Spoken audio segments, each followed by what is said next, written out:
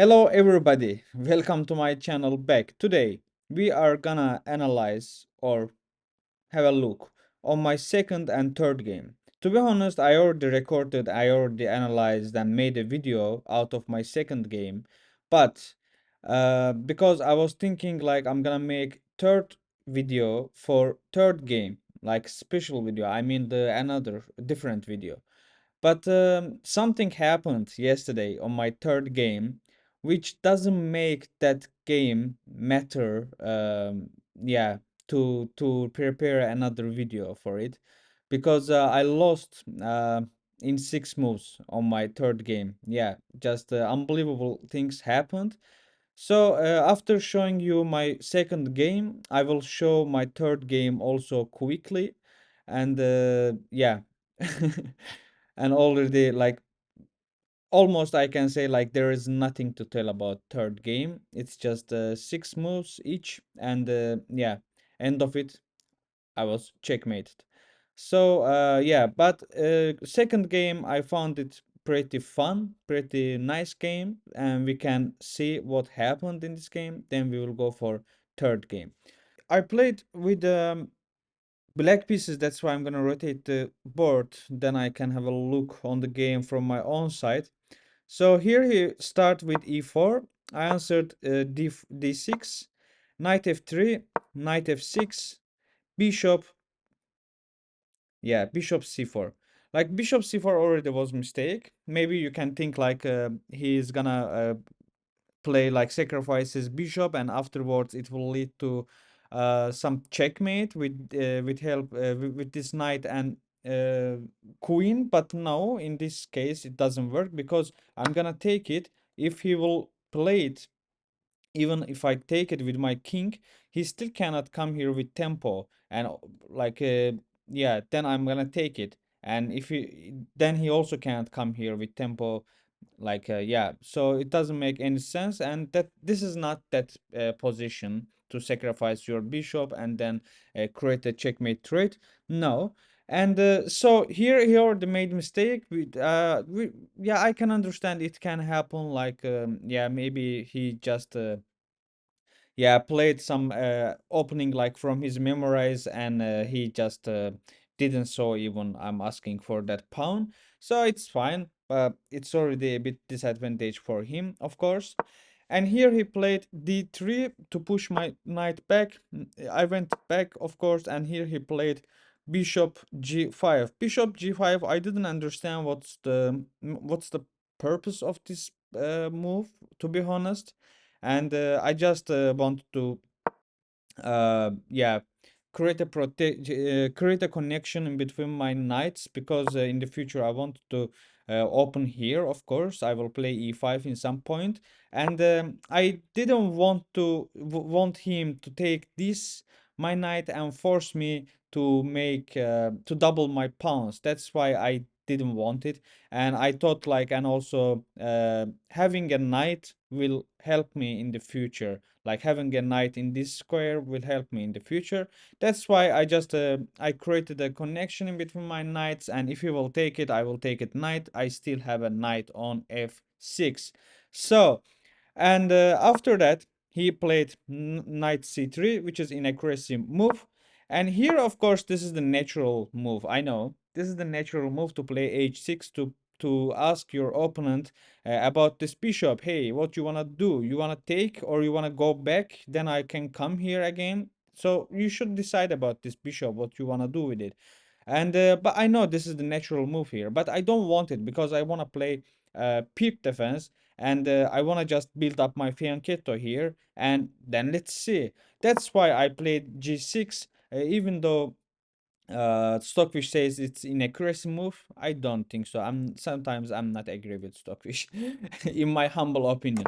And here he castled. Here Stockfish still says push h6 and ask about that bishop, but I kept it simple. I just yeah, build up my fianchetto and developed my pieces.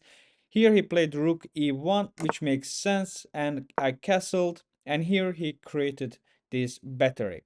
This battery is one of the most common things I like. Yeah, I see when I play peak defense, because it makes sense actually. It's not only about the pick defense. When our opponent has a fianchetto, we are thinking about to create this battery because it's nice, and you just coming and trading your opponent fianchetto with your bishop, and then it's fine, like, yeah, why not? Because fianchetto bishop is always can give us some headaches in the middle game, and yeah, which is understandable, and this is also the best move here. And but here actually, when I play pure defense, and when I see like my opponent already create that battery, and he is going to trade my fianchetto, I don't mind it. I see this like as a because for that, let's calculate like one, two, three. This takes like, okay, after three, I also have to lose one tempo here. Of course, it depends on the position, but mainly, let's say two. He needs like two tempo, and until that tempo, I don't have to think about what he's going to do in this case, because it's fine. Even if he will play it, I'm not gonna take it. I don't want his queen here, and I will let him to take my fianchetto. Then I will take it with my quick king, and also in the future, if he will try to create some attack over here, then my rook can go back to h8 again. So that's why I found it flexible to take it with king, instead of taking his bishop and letting his queen to come to h6 square.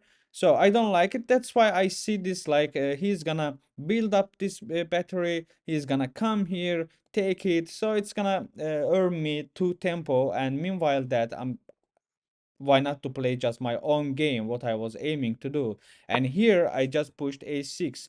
Stockfish finds this one as well, like inaccuracy move. I don't know why. And here it says like come here, but I don't want it. If I would have come here, then I wouldn't. Yeah, I don't want that in that moment, and I don't want to actually put some block in front of this pawns, because I believe them, since my opponent has knight and bishop here, and I believe my pawns will bring me some advantage from here with tempo, and that's why I just pushed a6. And when he played bishop h6, then I pushed my b pawn, and with tempo. Now I'm asking about his bishop as well.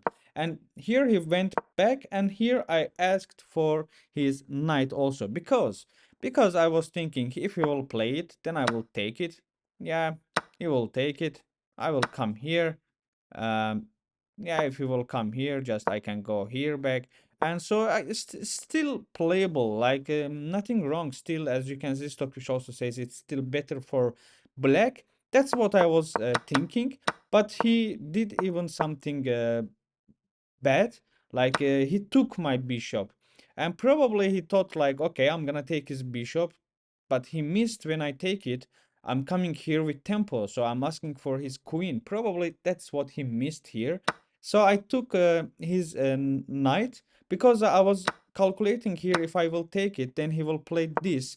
Then I can come here. So he doesn't have time to take it with tempo. So he needs to go here or here. Actually, I was calculating probably he will come here. And in a way, actually, it doesn't matter, because after I take it, doesn't matter he put his queen on h4 or f4, he's gonna take it. And after that, I will go for it. And even if you come for it, actually, he can come here with tempo to take it, then I will take it, play it, and it's still pretty okay for me. That's what I was thinking, and I thought like that's what he calculated, just to coming here, but he missed this knight g4, and that's why he made that mistake. But he made even worse, like he didn't saw that. Probably he didn't saw the future. It's a bit better than this idea, because probably he saw like I'm just gonna play knight g4, and after that, yeah, he's still losing something. That's why he just thought, okay, just let's take this pawn, or he just didn't think about anything. I don't know what he did. And here, of course, I took it back, and here we go. It's already we played only 13 moves each, and it here we have already pretty winning position with blacks, and also we have one more material than our opponent. And after here it was super simple, because if you have a more material, more pieces, then you should follow the simplizing structure, which means trading the pieces as soon as and as much as possible. Yeah, of course, I also went here, like after h3, I just played bishop b7, because I found like bishop b7, he needs to come here, protect it with this, or he needs to push it to protect it, because he doesn't want to take my bishop back with his pawn. Otherwise, his king will be really uh, unsafe over there. And that's why I just found it pretty okay move. Like even in worst case, I will just take it. Like yeah, because why not? It's that's what I want to do, and just trading the pieces. That's why I found this move pretty okay.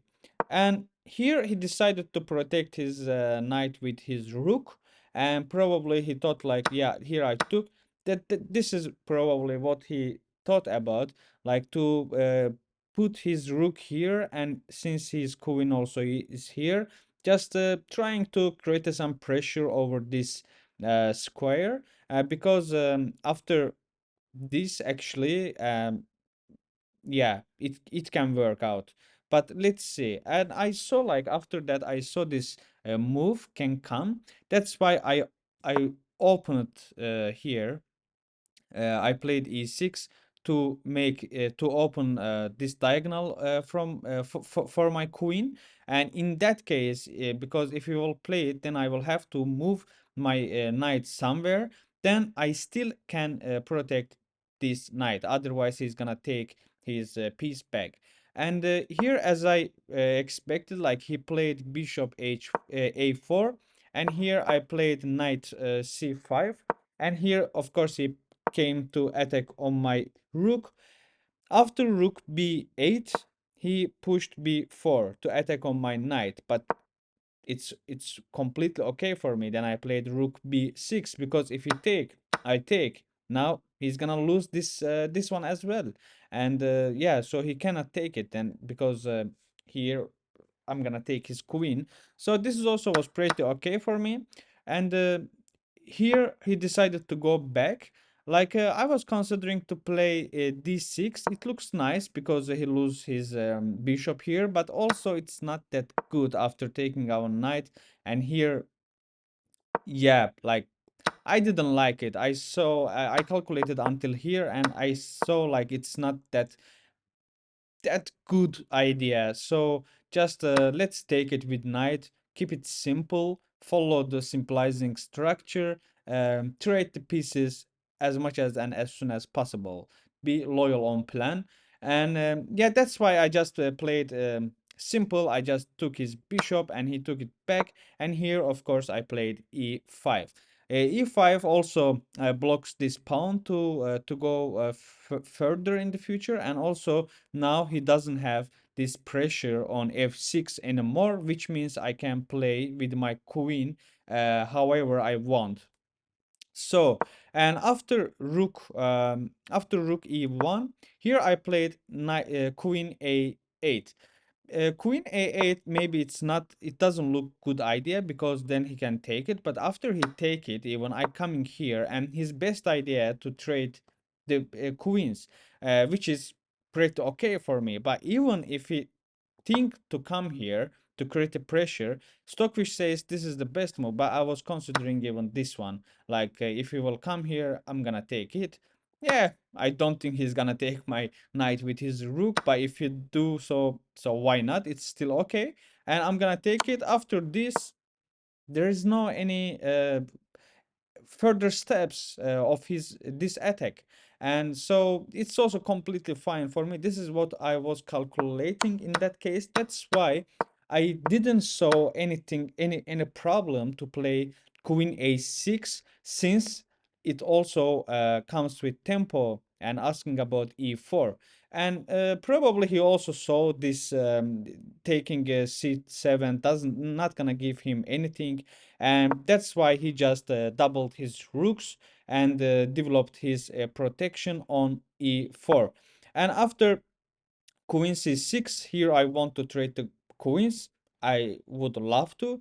And here, instead of running away with his queen, he just stayed there and he just developed another protection with his for his e4, which liberates his this rook to take it back when I take his queen.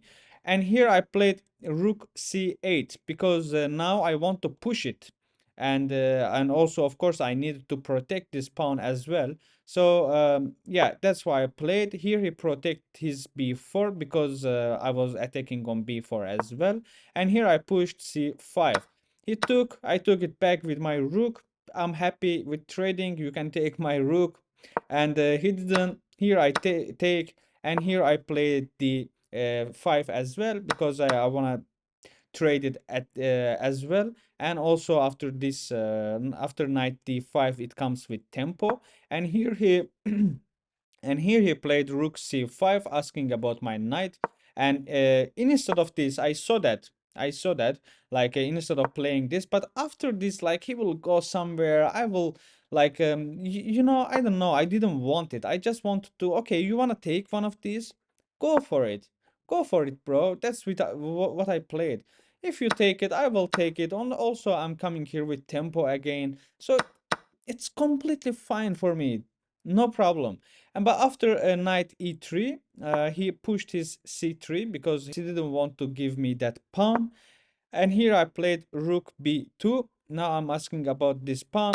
He didn't care, and here I took it with my knight. He played c4, knight f4, h4, and here rook b3 asking about these pawns. So, and he can't protect both of them at the same time. And here he asked for my knight again, knight e6, and a4. And here it is a kind of yeah, humble fork because now I'm asking on his rook and on his pawn, and he can't protect it.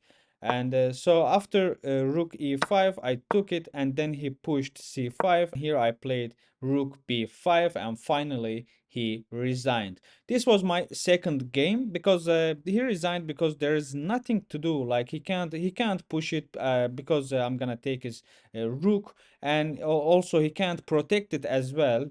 Anyhow, in my next move is to taking this pawn. He's gonna lose this as well, and also he can't push these pawns. And one material up, I have passed pawn here, so it's completely winning, and white just doesn't have anything to do, and beside of resigning, and that's what he did. Okay, after this game, I was really happy about making about my score 2 out of 2, and my first game was a bit yeah, harder than second one. And actually, in second game, my opponent didn't play anything made me think about, and actually every moves was expected, and also yeah, he didn't play well. So even in second game I spent only 15-20 minutes, and meanwhile my opponent had like half an hour or something. So this was maybe one of the easiest games I have played over the board in classic time control. And and I was preparing myself for yesterday for third game, which was meaning like the winner of that game gonna finish the tournament as a in first place in our group. So to be honest, I was really confident about it because I observed my opponent's previous two games as well, and I knew that my strength maybe is not more than her, but also not less than her. So I can manage, and I was lucky. I had the advantage because the last game I was playing with white, and yeah.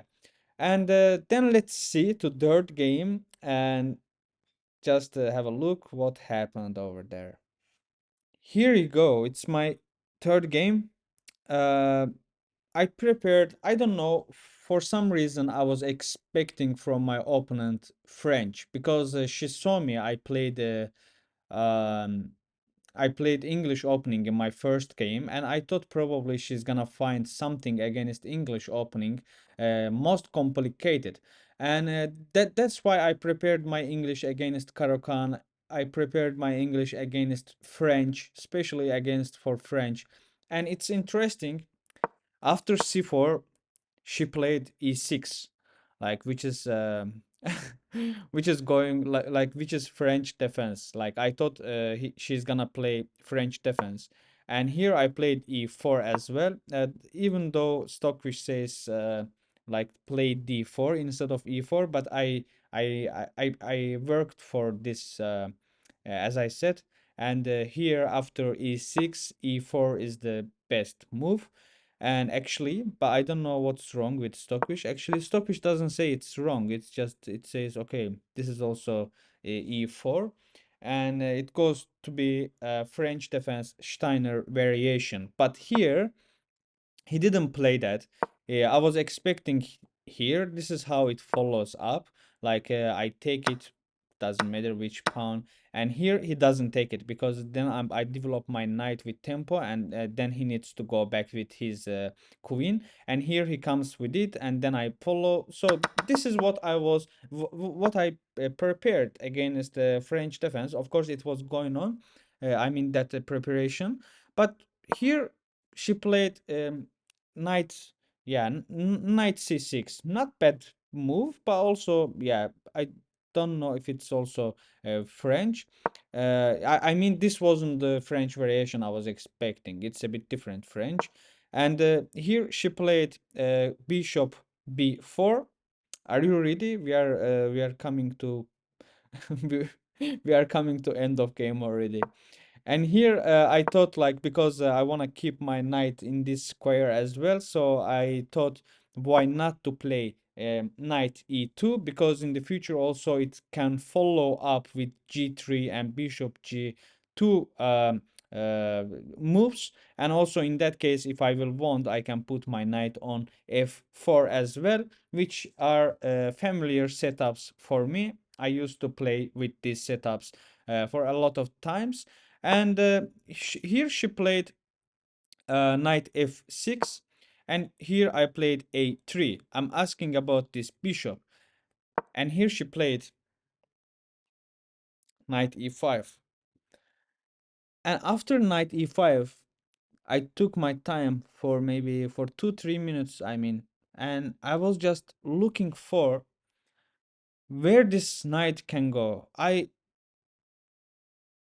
This places doesn't make any sense. I mean, in my area, can come here, can come here, can take this one. So nothing wrong. I had a look on these squares. Not this one. Beside of this square. I didn't saw this D3, man. I didn't saw that.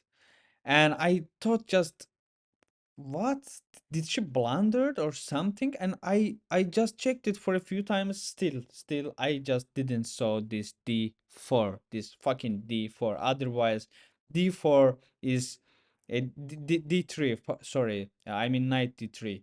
And otherwise d4 was directly, probably I would have find it. And in worst case I could have play queen e2, but here I just took this bishop, and here it was checkmate. This was my shortest game I have ever played in classic time control over the board. And also this was, I think, my biggest trauma so far. And yeah, I just actually, since yesterday, I'm just trying to calm myself down. But I think now it doesn't hurt anymore. Like, yeah, last hour, I think my body and my mental, my mind, everything just accepted this lost. And so it doesn't hurt anymore at the moment, to be honest. But until like 1 hour ago, 1.5 hour ago, it was still yeah, I was still feeling that pain in somewhere in my chest. So that was super painful, and yeah, so also yeah, a bit dramatic, tragic, also shameful, and but it happens. These all are fights. Like yesterday, after this game, I was sitting in the restaurant. If you have been in Tata Steel tournament in that place, you know that restaurant probably. I was sitting there, and then Ediz Gürel from Turkey, which is like young talent, just 15, 16 years old, and he is already has more than 2600 ratings, and he was playing, and then I met her mother, and she was waiting in the restaurant, was following her son's game. Then we why I was telling this story. Yes, and then Dragon Solak also was there, and he is also used to be um, best player of Turkey for long years, and now he's the trainer of the Ediz Gürel. So that was actually great pleasure for me to meet with Dragon Solak, and to have some discussion with him. And Ediz had some critical positions, like he missed winning chance, and we all were just watching his game with a lot of emotions. And there he said to his mom, to Ediz's mom, uh, calm, it's okay, he can even we don't have to, of course we feeling sad when he missed winning chances, but it's still fine. These all are fights, and he needs to fight to develop himself. And this also was one of my fights, and just it happened like this, it went this way, and I just lost. And yeah, at least it should be a really pretty and shiny moment in my opponent's chess career, and I think she always will remember this game. And so, and that's all. So I finished my tournament on second place in my group, and next year I will try to join to play in a 9 round amateurs tournament, and as a more improved player. Yeah, so that's it. Thanks for watching. Thanks for your time. If you like the video, please don't forget to like it, and also don't forget to subscribe to my channel to see more chess contents. Thank you. See you next time.